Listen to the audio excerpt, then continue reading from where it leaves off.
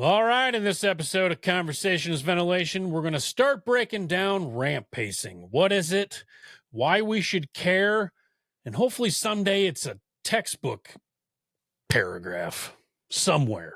It needs to be understood. We need to talk about it more. Join in. Let's go.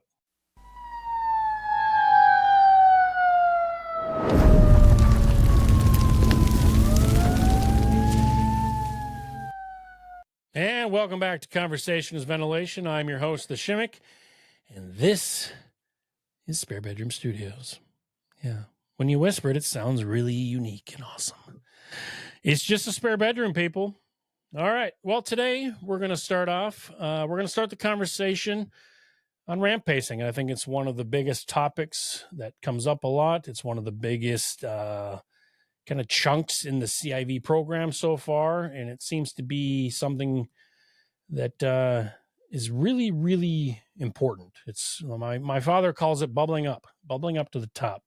It's up there on the surface a lot. So we're gonna dive into that, and so bear with me here.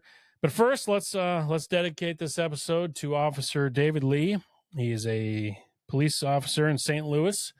He was killed in action on September 22nd, 2024. He was out assisting a motorist at a wreck and was struck by a possible drunk driver. So, 18-year veteran, police force, St. Louis. Okay, these guys are out there working their butts off. Okay, so this sip's for them. All right. So, St. Louis PD, our thoughts and prayers are with you right now. Very tragic. So hopefully his family is doing okay. And, I don't know. There's nothing. It's just tragic. I'm praying for the day that someday we don't have someone to dedicate an episode to. That would be one of the best things that could ever happen. So with that being said, ramp pacing, we're going to get into that really quick. This is just kind of an entry level start of the conversation. Okay. What is ramp pacing? Very simple. Ramp pacing is the act of coming back from a call at 2, 3 in the morning and barreling off the truck and going to bed.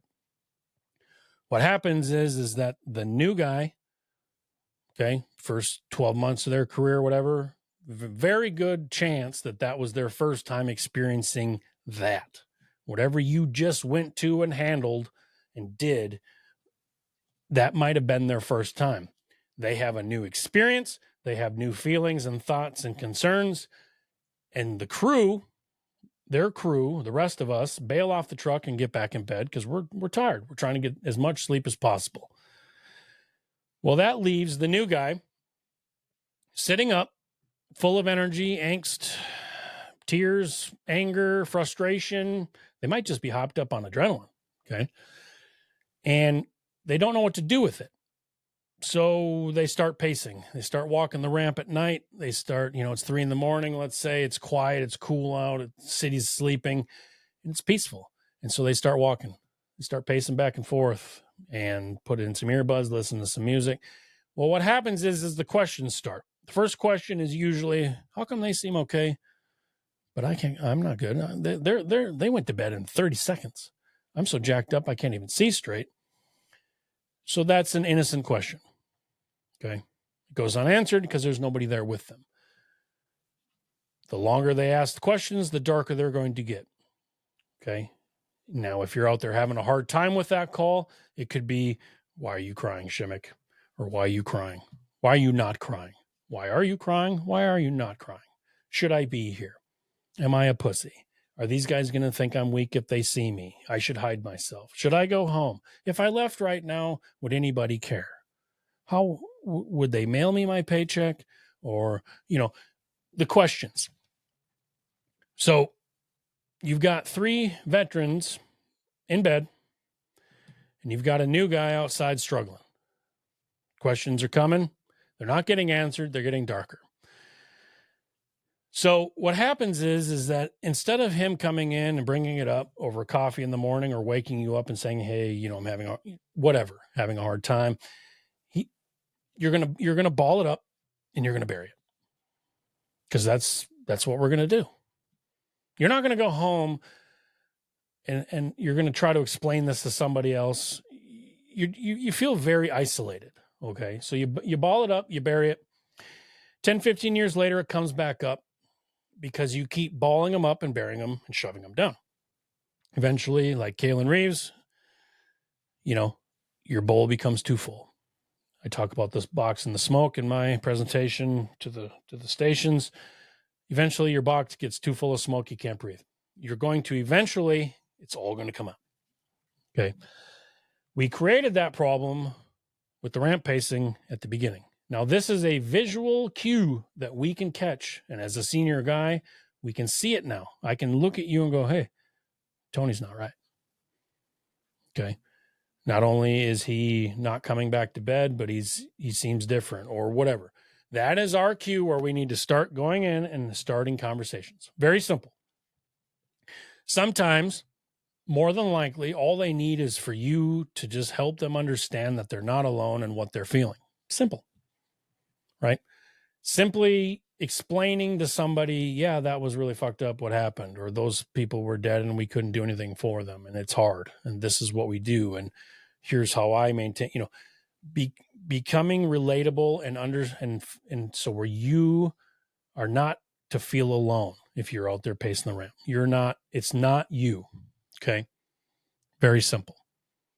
This is the beginning. This is the foundation of a healthy 25-year career, is catching somebody ramp pacing. We talked about it in episode 3 with Mr. Naylor, his son, very new at the ambulance service, right? Ran the 14-year-old female that hung herself. He got back to the station. Everybody bails into the station. He's outside pacing the ramp. Okay. Go back and watch that episode. We talked about it. I called him. And just those simple conversations, if he was here today, and we'll have him on someday, it helps. Because when you don't feel alone and you feel a part of the team, okay, it just it's a better foundation.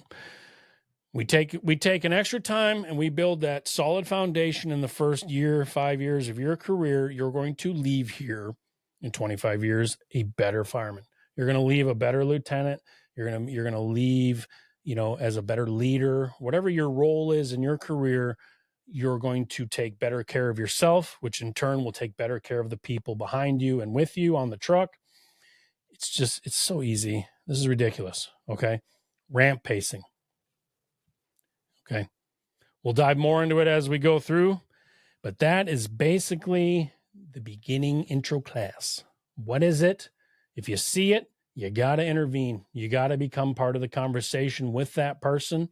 Sometimes, like I said, simply just relating to them. Tell them the story the first time you ran your first wreck with multiple fatalities. When they see you sharing, they might share too. Or sometimes we just need to feel like we're not alone. Okay. So stay safe, stay together. A little 8-minute video because I know you got the attention spans of goldfish. God, and your smartphones are making it worse. So if you're listening now and you're still here, thank you. I look forward to continuing this process, whatever this is. We're letting it be what it wants to be. All right. Stay safe, stay together.